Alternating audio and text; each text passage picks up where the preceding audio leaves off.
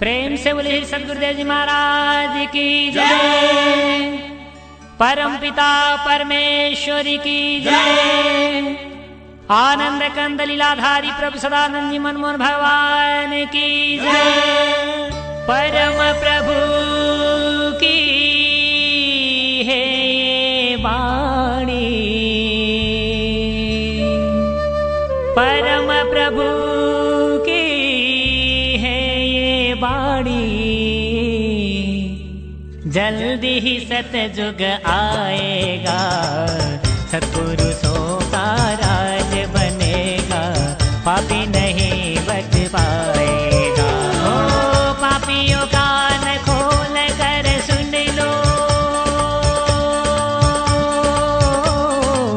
पापियों कान खोल कर सुन लो, पाप छोड़ कर धर्म पकड़ लो, तभी तू रहने पाएगा, सत्पुरुषों का राज बनेगा, पापी नहीं बच पाएगा। सहायक इंद्रिय कर्म इंद्रिय के रूप में भी आकाश को तुम्हें अपना दिया, यानी कान को, ज्ञानेन्द्रिय को। त्वचा के सहायक इंद्रिय वायु को तुमने क्या दिया? त्वचा जो है ज्ञानेन्द्रिय है, इसके सहायता के लिए वायु को तुमने भुजा दिया। भुजा कहीं भी यदि कोई स्पर्श की आवश्यकता हो, फट छुओ, फल काम करो और पता करो क्या चीज है। कहीं भी त्वचा पर कहीं चीजें नहीं, फट हाथ पहुंच गया सहायता में, तू कहां से आ गई त्वचा पर? आप स्वयं मक्खन पहुंचा कहीं, फट हाथ पहुंच गया, तू कहां आ गए? फाइल आ गए, चलो अपने जाओ, दूर जाओ। अभी त्वचा के माध्यम से तुरंत हाथ काम करना शुरू कर दिया। तो ये जो है वायु तत्व अपने त्वचा के सहायता के लिए, कार्य करने के लिए, इसलिए पवन का प्रतीक भी वायु ही है संसार में। पवन पुत्र होने के बाद हनुमान जी पवन पुत्र, भीम पवन पुत्र, आई राम मूर्ति को भी पवन से जोड़ने लगा। प्रयाण के साधना से इस रूप में होते, वर्तमान में जो राम मूर्ति हुए थे, तो इस तरह से राम मूर्ति एक बहुत बड़े प्रयाण साधक थे। तो इस तरह से जब आए उधर जाने पर तो काम थे।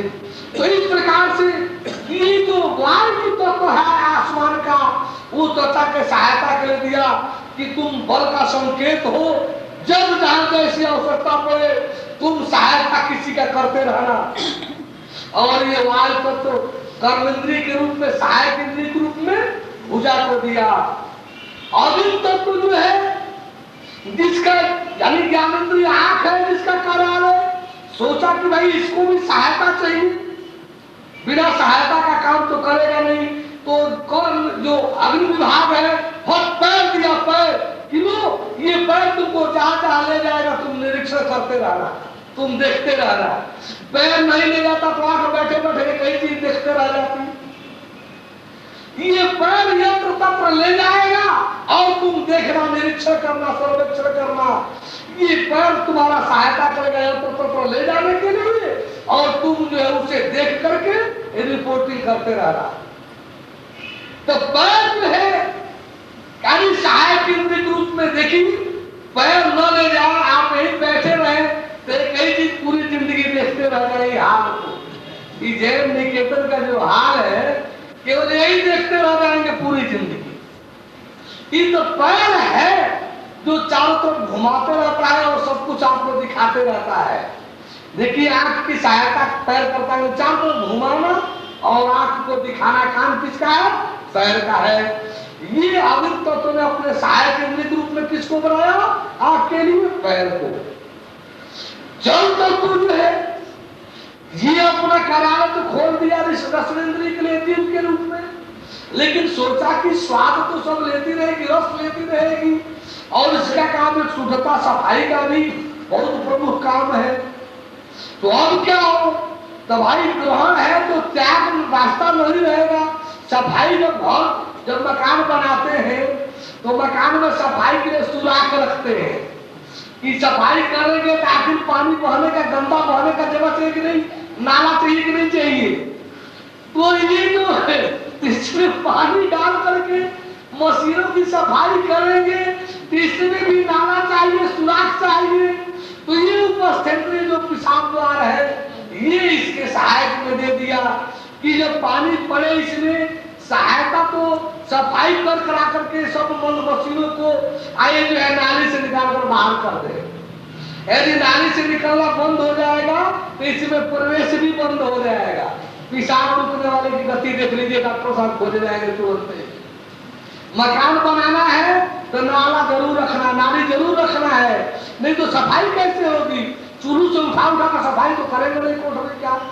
इसलिए हर कोठरियों से कोई न कोई संपर्क नाली का रखना चलाना जरूरी है कि धोते रहे और उसका पानी निकास होता रहे। कोई मकान बनाते हैं तो उसमें नाला बनाना जरूरी है कि आंगन का या मकान का पानी बाहर होता रहे। बोले प्रभु परमेश्वर की। तो ये स्थिति आई रसनेन्द्रिय के सहायता के रूप में उपस्थेंद्रिय मूत द्वार इसको मिला। गंध लेने के लिए, आहार लेने के लिए थल तत्व जो है ये नाक को बनाया। गंध तो लेने के लिए बनाया सूक्ष्म रूप में था, लेकिन ये भी बनाया कि कोई देवता तो है नहीं कि केवल सूक्ष्म तन्मात्रा से काम चल जाएगा। ये तो मानव है, मानव ही दानव और देवता दोनों प्रवृत्ति है। ये तो भक्षण वाला भी है, ये तो खाली गंध से इसका काम नहीं चलेगा। पहले तो गंध बनाया, जो देवी देवता को आप चढ़ाते हैं तो पदार्थ नहीं भक्षण करते हो, गंध लेते हैं। गंध में परिवर्तन हो जाएगा। यदि किसी सच्चे सिद्ध स्थान पर आप कोई चढ़ाओ, कोई फल मूल मिष्ठान चढ़ाइए, उसके स्वाद में और दुकान से मिठाई खरीदिए, दोनों में अंतर हो जाएगा। दोनों के स्वाद में अंतर हो जाएगा। कोई सिद्ध स्थान है वहां मिठाई चढ़ाइए, उसका स्वाद लीजिए, और मिठाई दुकान से खरीदिए, उसका स्वाद लीजिए, दोनों में अंतर मिलेगा। वही तेल घी में रोटियां घर में छान कर खाइए और वही देवी के नाम पर बाहर छान कर खाइए, दोनों के स्वाद में अंतर हो जाएगा। आप देवी के पूजा के रूप में पवित्रता के साथ कढ़ाई चढ़ा करके आप रोटी खाइए, स्वाद उसका देखिए। और वही तेल में, घी में आप घर में अपने खाने के लिए रोटी पूरी छानिए, देखिए निश्चित स्वाद में अंतर मिलेगा, निश्चित ही स्वाद में अंतर मिलेगा। बोले प्रभु परमेश्वर की। क्योंकि देवता सात्विक है, वो सूक्ष्म है, वो सूक्ष्म तन्मात्रा लेता है, वो स्थूल नहीं कि स्थूल पदार्थ भक्षण करेगा। भगवान बनाने लगा तो पहले तो जाना कि सूक्ष्म ही फिर लगा कि नहीं, इसमें तो स्थूल भी है, इसमें तो देवता और दानव दोनों का लक्षण है, सत्व और तम दोनों का है। ये केवल गंध से इसका काम नहीं चलेगा, ये भक्षण भी करेगा, भक्षण भी। इसलिए जो ग्रहण करेगा, जब भक्षण करेगा तो मल बनेगा। गंध लेने तो मल नहीं बनता। यही कारण है कि जो भी गंधराओं में 6 महीना अपने को बंद रखते हैं, कुछ खाते नहीं है, साधना पर रहते हैं और कोई मल नहीं बनता है, कोई मल नहीं होना है। आपकी शरीर मांस का दुबली पतली जरूर होगी, लेकिन करंट इसमें बिजली तेज होगा। आप जो साधारण पढ़िए, भोजन छोड़िए, एक समय ऐसा आएगा कि आपका शरीर नहीं छुई जाएगी, उसमें तेज पैदा होगा, करंट पैदा हो जाएगा, इसमें तेज पैदा होगा। यदि ये क्रम साधना का बना रहेगा तो तेज प्रकट भी, प्रस्फुटित भी हो जाएगा। इससे अंधकार में भी वहां प्रकाश बना रहेगा।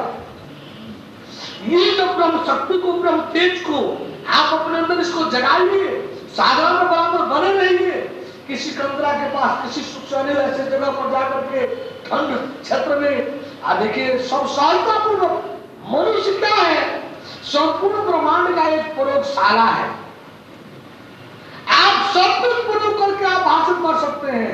इस मानव शरीर के लिए इस ब्रह्मांड में कुछ भी असंभव नहीं है। जब परमेश्वर का मिलना असंभव नहीं है, जो संपूर्ण ब्रह्मांडों का मालिक है, तो फिर और क्या चीज है जो असंभव हो जाएगा। बोले प्रभु परमेश्वर की। इस प्रकार से ये कुछ पदार्थ तत्व जो है इस पिंड में अपने कार्यालय खोले, अपने सहायक कार्यालय खोले और यही कार्यालय, सहायक कार्यालय मिलकर के एक शरीर का ढांचा तैयार हो गया। और उसको जैसे आनी जिला हेडक्वार्टर्स खुलने लगे शहर में, तो अब उसके लिए सड़कें बनने लगी, उसके लिए और दुकानें बाजार बनने लगे, उसके अपने लोगों की व्यवस्था के लिए सिनेमा हॉल बनने लगे, अपने कार्यालय के लिए, अपने कार्यकारी लोगों के लिए नाना तरह के कोऑपरेटिव स्टोर्स बनने लगे। अन्य सारा शहर एक पूर्ण शहर का रूप लेना शुरू कर दिया। एक सिख राष्ट्र की सिटी पूर्ण सिटी के रूप में, शहर के रूप में अपना सब कुछ स्थापना शुरू कर दिया। तो इन पंच पदार्थ तत्वों के माध्यम से जब इसमें कार्यालय खुले, तो यह शेष जो आवश्यकताएं, जो अर्हताएं थी, सब मिलकर के एक शरीर का ढांचा लगभग 80 से 90 दिन के बीच में शरीर बन करके तैयार हो गए। माँ के गर्भ में ये शरीर का जो है, ये आकृति ढांचा जो है 80 से 90 दिन के बीच में बन करके तैयार हो गए। बोले प्रभु परमेश्वर की, प्रभु परमेश्वर की। अब हमको आपको देखना ये है कि अभी कहीं बंद कर दिया जाए आप हम सबको एक कोठरी में, और न मिले, जब न मिले, परेशानी शुरू हो जाएगी कि नहीं हो जाएगी? हवा न मिले तो क्या होगा?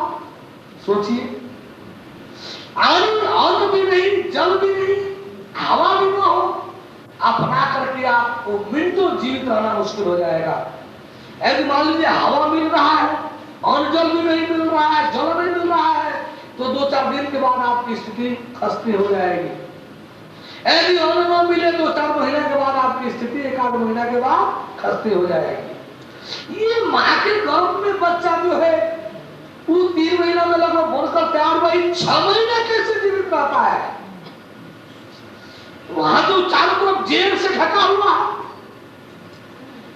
भारत तो जेल से चारों तरफ से ढका हुआ है, वहां कैसे वो जीवित रह जाता है? यह क्लास क्या थी? नाभि में क्या है? नाभि में क्या है? जरा कर बताइएगा, नाभि में क्या है कि नाभि से जीवित रहेगा? नाभि में क्या है जो जीवित रहता है? नाभि से क्या चीज लेता है? अब इसको और आगे सुनिए, इतना ही ना, अब इसका और बाहर से आगे सुनिएगा। हम जो नहीं पूछते, आप बताते तो कहते कि हाँ हाँ हम वही बोल रहे थे, हम वही जो देवी सहायता था वही बोल रहे थे नाभि के माध्यम से।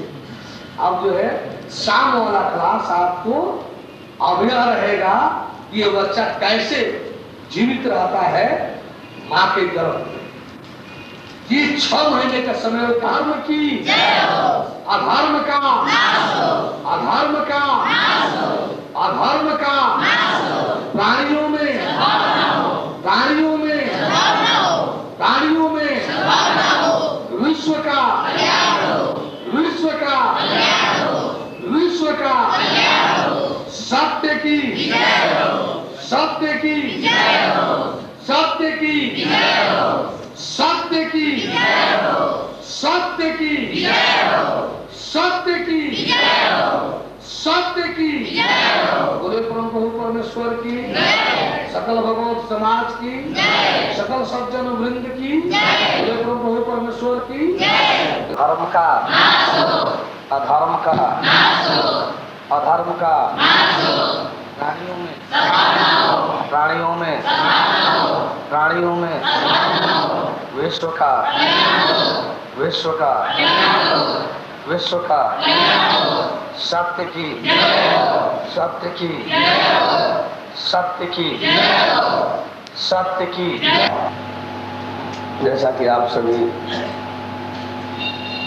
सुनते चले आ रहे हैं प्रस्तुत सत्संग कार्यक्रम को,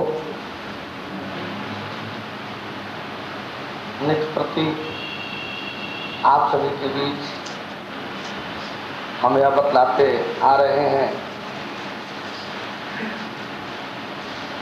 कि कथा प्रवचन आप सभी को बहुत ही सुनने जानने देखने को मिला होगा। एक से एक कथावाचक, एक से एक प्रवचनकर्ता आपके बिछाए होंगे, रोते रुलाते हुए, हंसते हंसाते हुए काफी आपको दिखाए होंगे। बहुत अच्छे तरीका से आपको झूमते और घुमाते हुए सुंदर रसपान कराए होंगे। लेकिन यह जो कार्यक्रम है, यह कथा प्रवचन मात्र नहीं, अपितु एक सत्संग है। इसका प्रयोजन सत्य को प्राप्त करना। वास्तव में सत्य क्या है, वास्तविक सत्य क्या है, परम सत्य क्या है, इसको जानना, उसे पाना और अपने को उससे जोड़ना। जब वास्तविक सत्य को तलाश करते हुए, वास्तविक सत्य को खोजते हुए आप हम आगे बढ़ते हैं तो दिखाई देता है, खोजते खोजते हम जड़ जगत से शरीर पर आते हैं, शरीर से जीव सेल्फ स्व अहम पर आते हैं। जब सेल्फ स्व अहम को देखते हैं, जीव को देखते हैं, तो लगता है कि और आगे है। आगे जब आत्मा ईश्वर ब्रह्म को जानते देखते हैं, लगता है कि वास्तविक सत्य की परिभाषा पर ये आत्मा ईश्वर ब्रह्म भी खरे नहीं उतरते।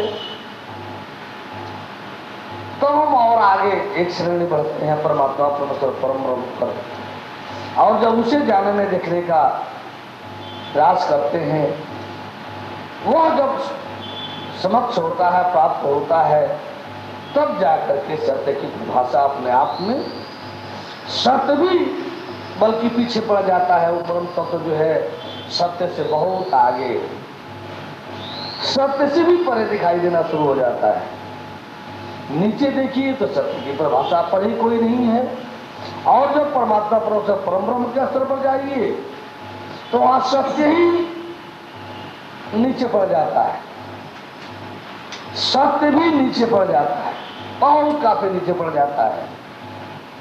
आप उसे असत्य तो कह ही नहीं सकते, सत्य भी नहीं कह सकते, इसलिए कि असत्य और सत्य दोनों से विलक्षण और बहुत परे वह परम तत्व जो है, परमात्मा परमेश्वर परम ब्रह्म है, वो जो भगवत तत्व है, वो सत्य से भी बहुत बहुत परे है। जब तक आप हम उसे जान देख प्राप्त नहीं कर लेंगे, अपने को उससे जोड़ नहीं देंगे, तब तक जो चाहे लाख प्रयास किया जाए, परम शांति, परम आनंद, मुक्ति और अमरता कदाप उपलब्ध नहीं हो सकता, प्राप्त नहीं हो सकता। आप सभी को नित्य बतलाते चले आ रहे हैं, तो हम जिस जीव के दर्शन की बात कर रहे हैं, वह जीव कोई हम पॉकेट में वस्तु नहीं है कि लेकर आए हैं और आपको फट गाने सामने हमारे आइएगा और झट मैं पॉकेट से निकालूंगा और ऐसे करके दर्शन करा दूंगा। मैं कोई जंत्र मंत्र तंत्र वाला भी नहीं, कोई जादूगर भी नहीं, बल्कि मैं जिस जीव का दर्शन कराऊंगा वो वही है जो आपके शरीर में है, वो वही है जो आपके शरीर में है, वो जो आपके इंद्रियों से क्रियाशील है। उसी जीव को आपको जानना है, देखना है। एक बात और हमने आपसे कहा था, बार बार कहा था कि ऐसा इस सत्संग में ही नहीं, काठमांडू में ही नहीं, नेपाल में, और नेपाल में ही नहीं, पूरे देश में, पूरे धरती पर ऐसा कोई व्यक्ति नहीं है जो शायद जीव न देखा हो। लेकिन धरती क्या देवलोक तक में ऐसा कोई नहीं है जो यह कह सके कि मैंने जीव देखा है।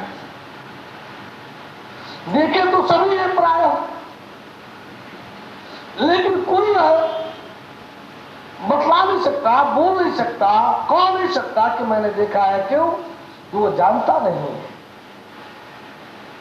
उसने जाना नहीं है जीव को, उसने पकड़ा नहीं है जीव को, उसने स्पष्टता परिचय प्राप्त नहीं किया है जीव का, पहचान नहीं किया है जीव का। जीव के ही क्रिया व्यवहार में रहने वाले जमराज बुद्धू की किताब मिल जाएगा, वो सब किताबें मिल जाएंगी, हाँ? जिसको थोड़ा सुना जाए। बोले प्रभु परमेश्वर की आप किताब आपको सुनो। इस प्रकार से जो है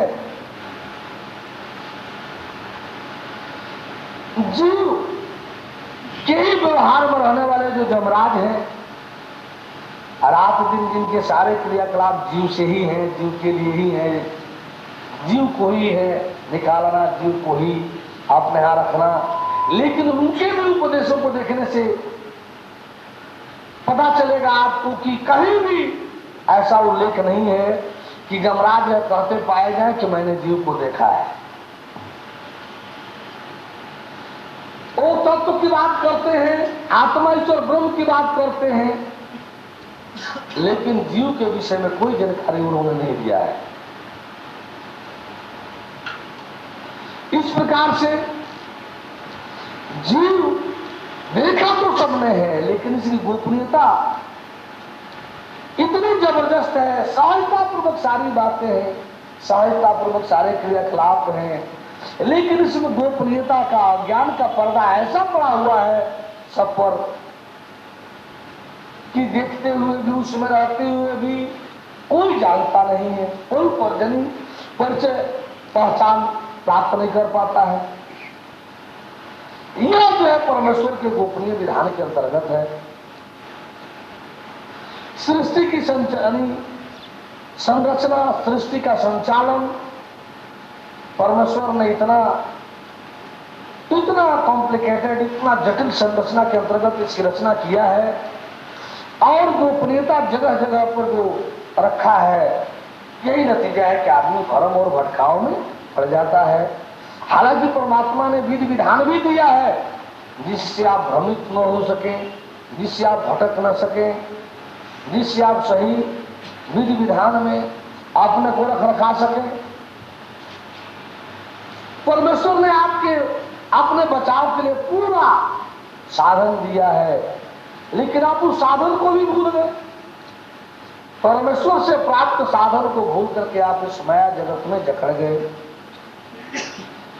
तो जीव की प्राप्ति, जीव का दर्शन तब तक संभव नहीं है जब तक कि आपको परमेश्वर प्राप्त न हो। आत्मा ईश्वर ब्रह्म की प्राप्ति संभव है, आप क्रिया के माध्यम से, योग साधना के माध्यम से आप खोज रहे हैं, जबकि आत्मा ईश्वर ब्रह्म का दर्जा ऊपर है, उसकी श्रेणी ऊपर है, वो काफी श्रेष्ठ है। उसको जान लेना पाना जीव की अपेक्षा काफी आसान है, क्योंकि वो क्रियात्मक है। हम कर्म और क्रिया करना जानते हैं, कर सकते हैं, लेकिन जो कर्म और क्रिया के अधीन नहीं है उसे हम अपने आप नहीं जान सकते, नहीं प्राप्त कर सकते।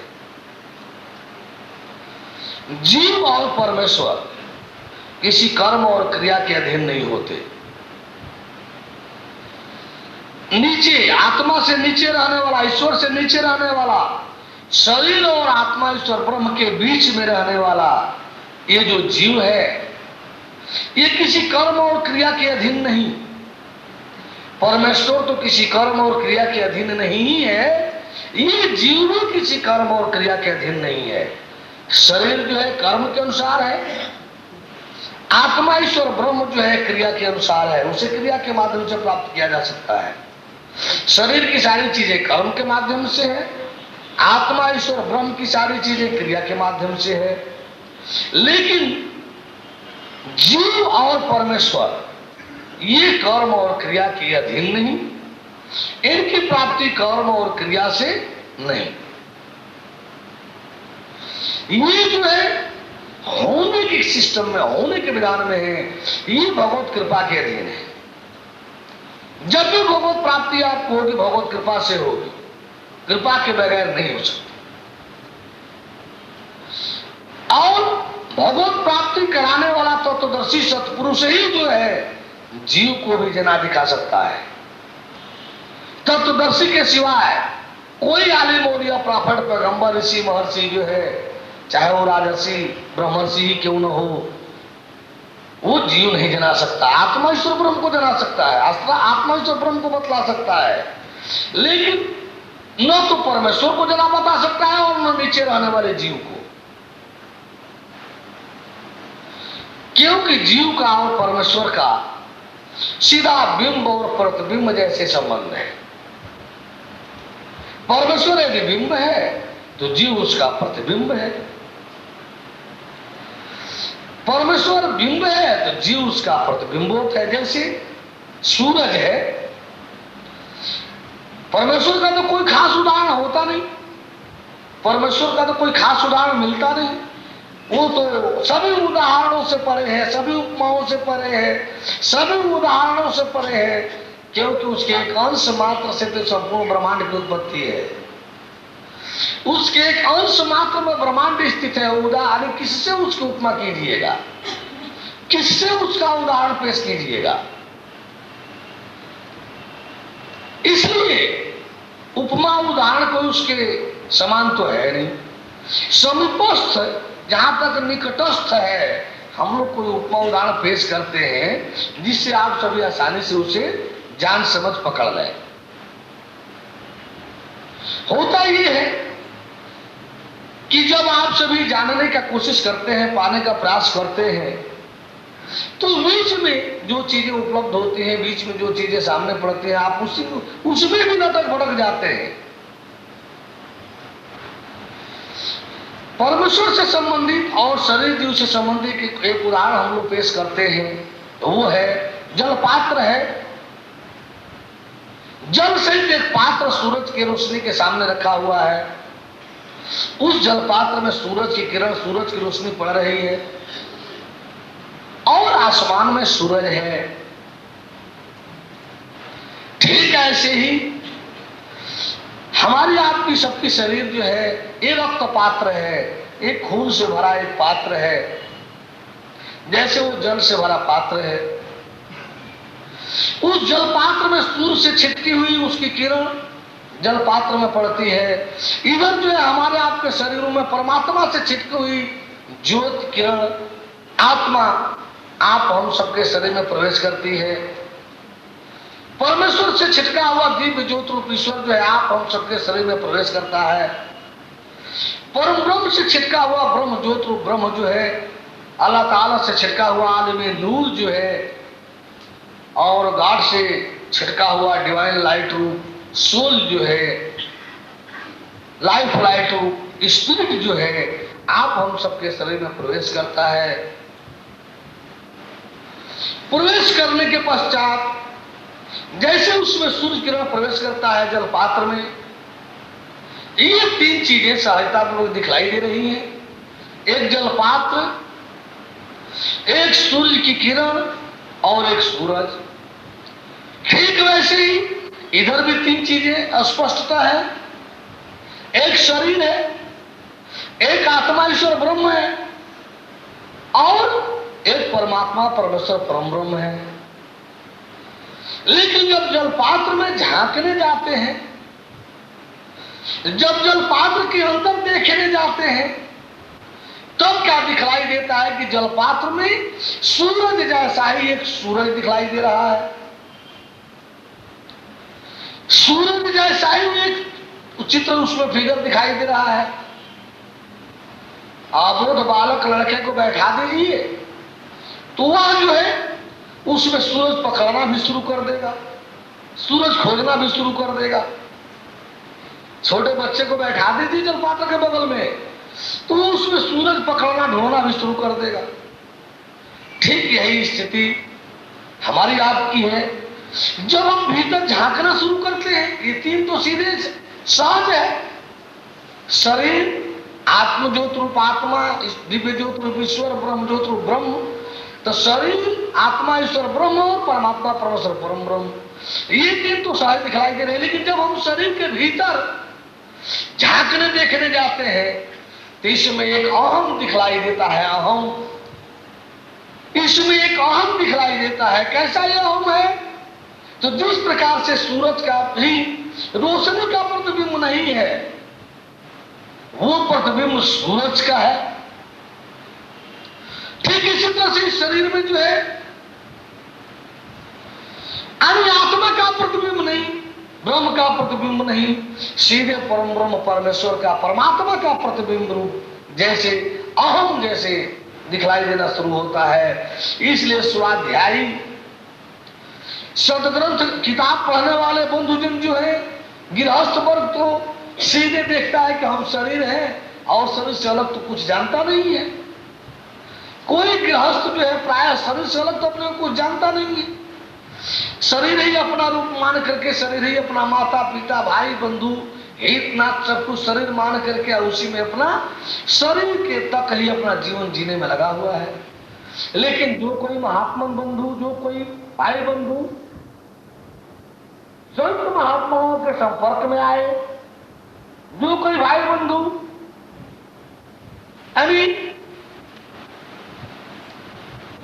ग्रंथों के संपर्क में आए, सदग्रंथ पढ़ाना शुरू किए, कथा प्रवचन में भाग लेना शुरू किए, उनको यह आभास होने लगा कि शरीर के बाद भी कोई चीज है जिसकी कल्याण चाहिए, नरक और स्वर्ग भी है। शरीर के साथ कोई चीज है, अभी वो नहीं समझ पाए कि शरीर के साथ जो है वो जीव है कि आत्मा है कि परमात्मा है, क्या ही नहीं जान सके।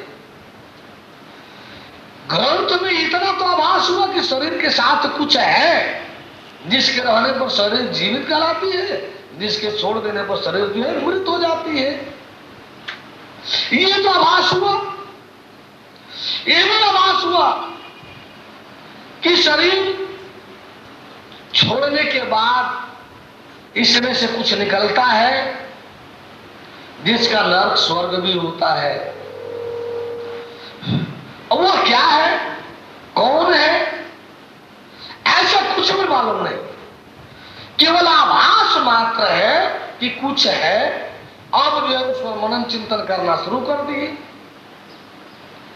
जितने शास्त्री, शास्त्राध्यायी, वेद पाठी, वेदांती, गीताध्यायी, रामायणी, जितने भी ऐसे धर्मोपदेशक हैं जो धर्म ग्रंथ पढ़ करके मात्र उपदेश दे रहे हैं, उनको ऐसा दिखलाई देता है जब स्वाध्याय मनन चिंतन करने के अंतर्गत जब लोग मनन चिंतन करते हैं तो उनको मिलता है कि शरीर में अहम है, अहम, और फट उसी अहम को ब्रह्म कहना घोषित कर देते हैं और ब्रह्म को परम ब्रह्म कहना घोषित कर देते हैं।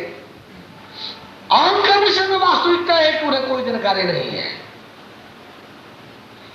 ब्रह्म के विषय में कोई जानकारी नहीं है, परम ब्रह्म के विषय में कोई जानकारी नहीं है। आभास मात्र पर वे जो है आभास हो रहा है कि शरीर में अहम है और यह अहम ही ब्रह्म है और ब्रह्म ही परम ब्रह्म है, परम ब्रह्म ही ब्रह्म है, ब्रह्म ही जो है यह अहम है। अहम ब्रह्मास्मि, अहम ब्रह्मास्मि, मैं ही ब्रह्म हूं। और ये जो बोल रहा है सर्वत्र ब्रह्म से ही राम है, राम है, यही राम है, मेरे अंदर राम रम रहा है, मैं राम हूं, ये बोलने वाला मैं राम हूं, इससे अतिरिक्त कहीं कुछ नहीं है। इस तरह से ये मान बैठते हैं। इसमें सच्चाई नहीं है, बिल्कुल सच्चाई नहीं है, बिल्कुल ही मिथ्यात्व से युक्त है। क्योंकि ग्रंथ में 4 दृष्टियों से युक्त है। परम प्रभु की है ये वाणी, परम प्रभु की है ये वाणी, जल्दी ही सतयुग आएगा, सत्पुरुषों का राज बनेगा, पापी नहीं